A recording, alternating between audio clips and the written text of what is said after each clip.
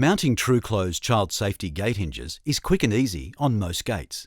All regular models of TruClose hinges come supplied with all the screws necessary for installation. All screws supplied are self-drilling, which means they can be installed using only a standard battery drill with number 2 Phillips head drive.